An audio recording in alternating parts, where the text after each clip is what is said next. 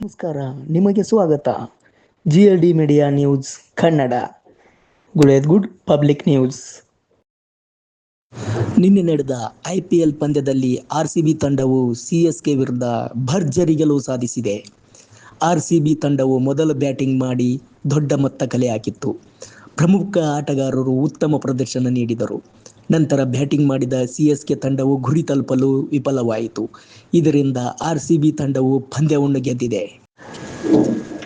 RCB ತಂಡವು CSK ವಿರುದ್ಧ 43 ರನ್ಗಳಿಂದ ಭರ್ಜರಿ ಗೆಲುವು ಸಾಧಿಸಿದೆ.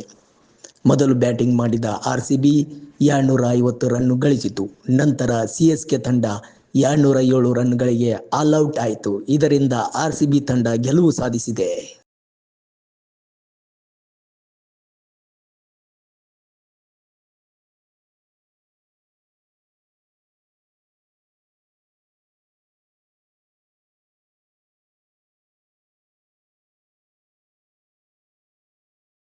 ನಮಸ್ಕಾರ.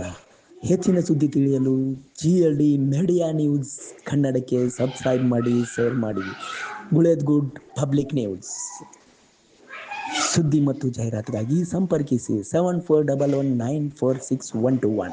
ನಮಸ್ಕಾರ.